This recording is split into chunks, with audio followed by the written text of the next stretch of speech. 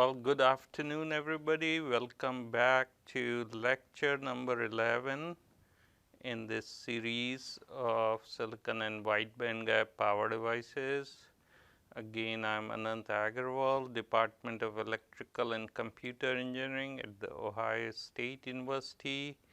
I would like to acknowledge the support and help from my colleague, Dr. Arash Salami, and would like to acknowledge the support from Office of Naval Research. So, last time we had talked about the forward biased PIN diodes, and we had talked about the catenary distribution, stored charge in the high voltage PIN diode, and so on. Today, let us continue with that theme and talk about the turn off of such a diode. So, here is the waveform for a turning off of the PIN diode. So, we started with in the on condition with very high current density J of F flowing in the forward direction, and you can see that the forward voltage drop across the PiN diode is very low, and at time t equals to 0 we start turning off the diode, and we assume there is an inductive load. So, the current is going to reduce linearly. At time t 0 the current goes through 0, but the diode is still not off, as you can see from the forward voltage drop across the diode. At time t1 the diode starts turning off, and at time t2 the diode is starting to get reverse biased with the voltage VR, and then finally at time t3 the entire charge from the diode is completely removed. So, as we had discussed in the case of PIN diode, when it is forward biased, it has a lot of minority carrier stored charge, and that charge is shown here with red area under this triangle, and that is also called the reverse recovery charge, QRR, and that is the charge which is stored in the diode and has to be removed when we are reverse biasing the diode or turning it off. And the time from TA plus TB is called the reverse recovery time, and this peak reverse current is called the current density peak reverse current density. So, let us see what is going on at various times during the turn off transient in this diode. So, here is an example from Professor Baliga's book. So, you can see at time t0 the diode is in the on condition and has a classical catenary distribution of minority carriers, and at time t0 we apply 300 volt to reverse bias it, and the current through the diode is controlled by the inductor, and it's about 2 times 10 to the 9 amps per centimeter square second. Now, that is the ramp rate of this current.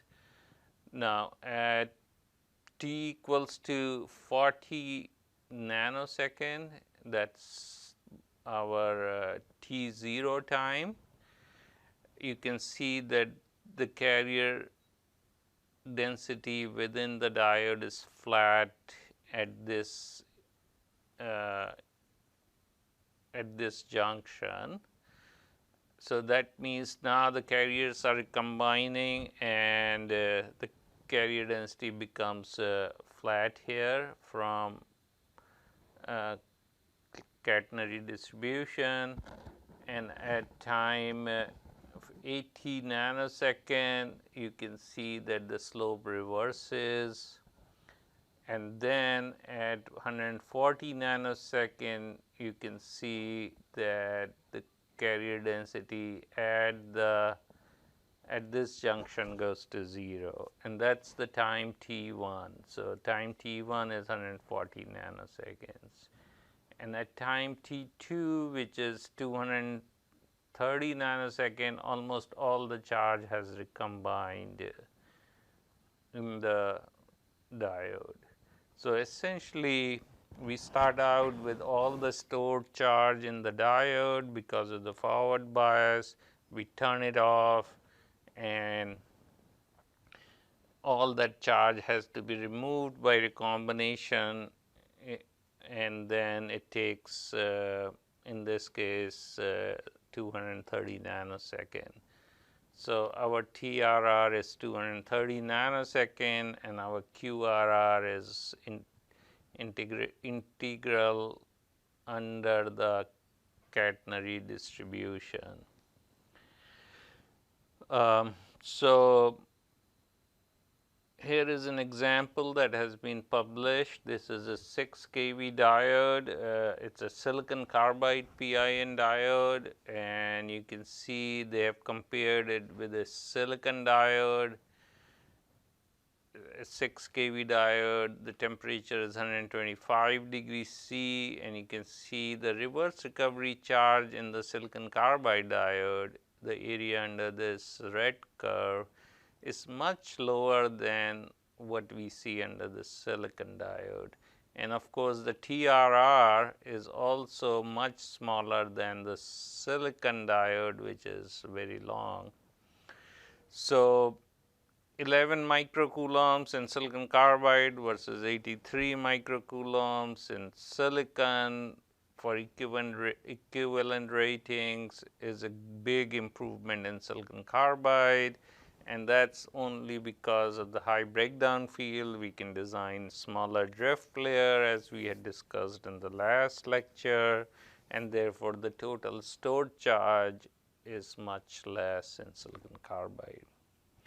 So in a real application, that charge actually flows through the switch. If we are using this diode as a freewheeling diode, then that diode reverse recovery charge is going to flow through the switch, and if the charge is high, that means the current overshoot in the switch will be much higher. The turn on switching losses of the switch will increase because of the reverse recovery charge in the diode. So it's good to have a small reverse recovery charge, and that is where silicon carbide comes in. So here is another example. This is a 10 kV 2 amp silicon carbide PIN diode in the literature, and they have compared it with a silicon 10 kV diode. They've given the part number here. I would encourage you to look up this paper. Now they have compared the reverse recovery at two different temperatures, room temperature and 125 degrees C. And you can clearly see that number one, silicon carbide reverse recovery charge is much less than the silicon, as we expect. But the second most important thing is that the reverse recovery charge both in silicon and silicon carbide increases with temperature. And why is that? And we had mentioned this in the previous lecture, that as we increase the temperature, the lifetime in the drift layer of the PIN diode goes up, and when the lifetime goes up, for a given current density, we tend to store a lot more charge. So this is clearly what we can see in the experiments. Again, if we are operating at high temperature, The silicon diode is showing a lot of reverse recovery charge, and that is not acceptable because it will lead to a lot of turn on switching losses in the switch. Another example from Dr. Brett Hull at Cree. So basically he has made 10 kV PiN diodes here, but in order to control the reverse recovery charge, they have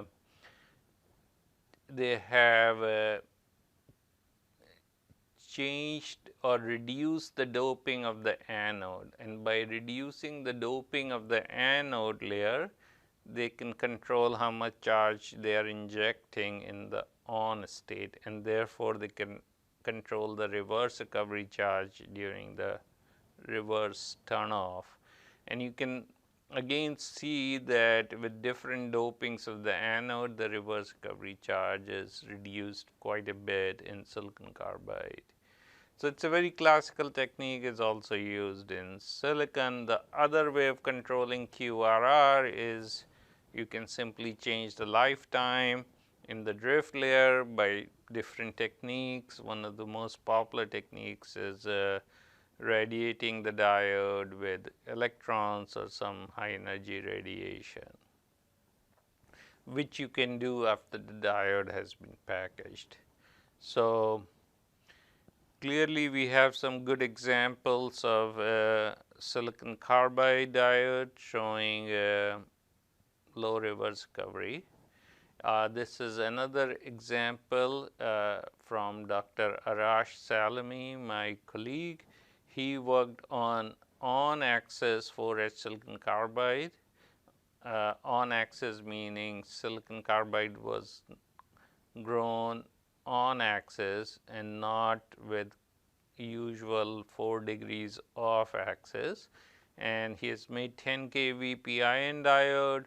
The picture is shown here. This is a 100 micron thick epi doped at 7E14, and he has done the mesa etching of the anode and also ion implanted 3-zone JTE.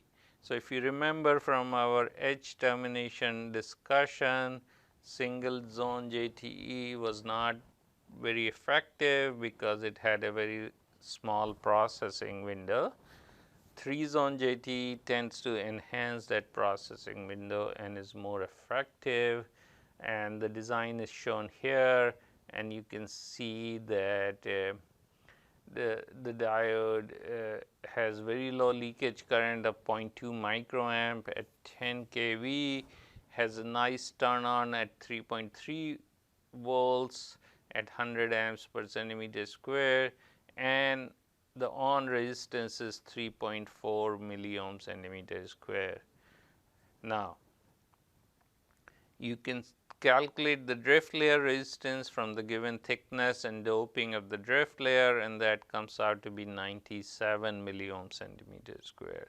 So here we see another example where by injecting minority carriers in the drift layer and storing them, we can drastically reduce the resistance of the drift layer from 97 milliohm centimeter square to 3.4 milliohm centimeter square. So this is high level injection and carrier storage in the drift layer. Another name for this is conductivity modulation, as shown here. Another paper by Dr. Arash Salami I would encourage you to look at. This is a 4 degrees off silicon carbide. Epi layer thickness is 125 microns, doped at 1.1 times 10 to the 14 per centimeter cube.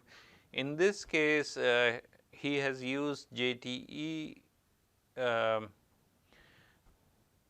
termination as well, but the difference is he has not implanted the JTE.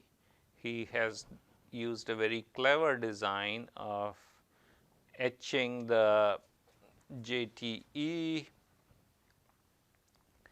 in various steps, and by doing this he is very much able to control the total charge in JTE and achieve breakdown voltage of in this case I believe 15 kV, and again you can see that there is a lot of conductivity modulation happening in this diode.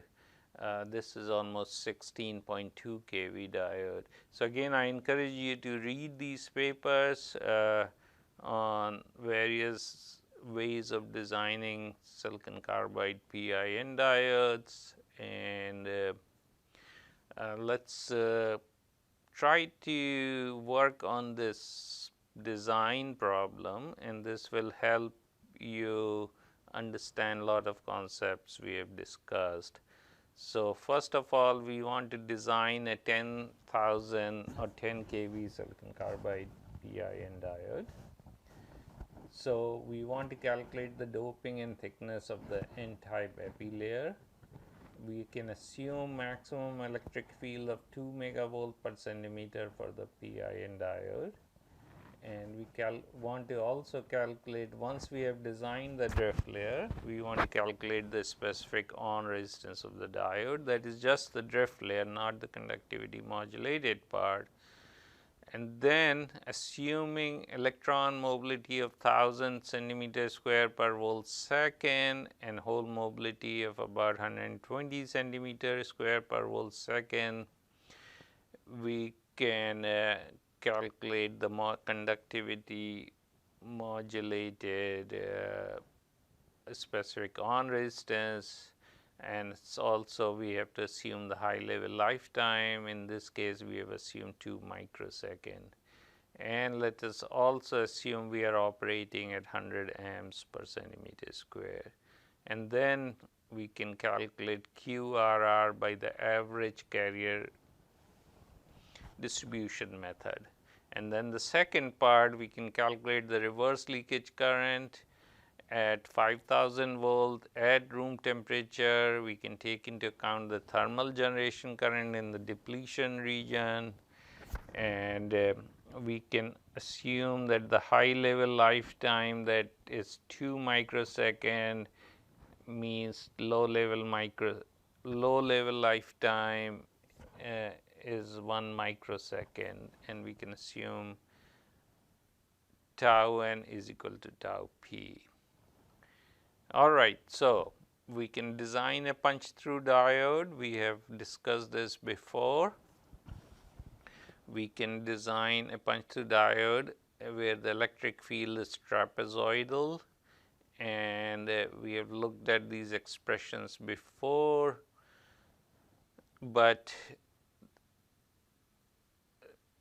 the main issue with a punch through design is that infinite number of combinations of the doping and thickness of the drift layer are possible for a given breakdown voltage, as shown here. You can change the doping in the drift layer and increase the thickness, and you get the same breakdown voltage. So you can see we can select either the doping or thickness and calculate the other number. So again, in order to simplify the design, let's look at some of the equations we have developed before. So for punch through design, if you remember, the area under the trapezoid is the breakdown voltage, and that's critical field times the thickness of the drift layer minus this term, and then the on resistance of the drift layer, just because of electron conduction, not conductivity modulated layer, is this. So we can choose a design, that is, we can choose a combination of doping and thickness of the drift layer in such a way that the on resistance is minimized. So when you minimize that on resistance, we get this equations for the thickness of the drift layer, doping of the layer and the on resistance in the punch through mode of the drift layer only with electron conduction. This is not the conductivity modulated on resistance. So, we can use these equations and design the 10 kV diode with doping of about 9.55 V14, thickness is about 75 microns. Now, after we have done that, we can look at the equations of the catenary distribution we had gone through. We can calculate, knowing the mobility, we can calculate the diffusion coefficients, we can calculate the M bipolar diffusion coefficients, M bipolar diffusion lengths, we can calculate the voltage drop in the middle region, then we can calculate this function, and then finally we can calculate the on voltage of the diode for a given current density, and then we can calculate the on resistance by taking the ratio of the on voltage divided by the JT. So, this on voltage equation, remember, includes the end region drops at the two junctions and the voltage drop in the middle region. And using the average distribution, we can calculate the stored charge, which is the average carrier density times the thickness of the epi layer, which is 2D, and that should all be equal to the high level lifetimes times the current density. And we can calculate the mobilities for n and electrons and holes at a given temperature by this simple empirical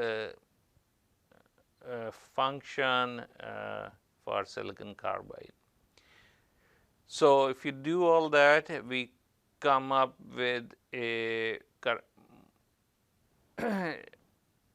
conductivity modulated on resistance of 31.88 milliohm centimeter square and QRR of 200 microcoulombs or 0.2 millicoulombs for this diode.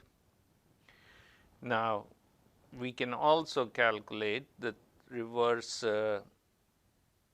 bias thermal generation current or the leakage current. So, let us remember that the thickness of the drift layer is 75 micron. At 5000 volt, it is fully depleted, we can confirm that. And then remember, the leakage current in this region is given by Ni over 2 tau p. Tau p is the minority carrier lifetime for holes, and that is 1 microsecond in our example, because the high level lifetime was 2 microsecond, low level lifetime is always half of that. So, that is 1 microsecond, and we have assumed that electron lifetime is equal to the hole lifetime. So, A is the cross sectional area of this diode, and XD is 75 microns. So, A times XD represents the volume, Ni over 2 tau p represents the generation rate of electron hole pairs per unit volume per second, and we multiply by the electron charge, we get the leakage current. Since we do not know the area, we will calculate the leakage current density, and that comes out to be extremely small as we expect, because Ni is so low in silicon carbide.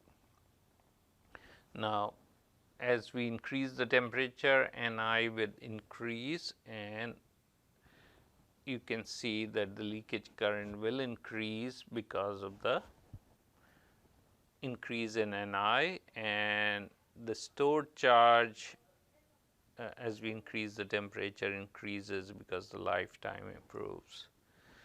So, we can confirm here that at 5000 volts the diode is fully depleted, because if we put our numbers for WD of 75 microns, doping density, and the permittivity of silicon carbide, we can confirm that the diode is fully depleted.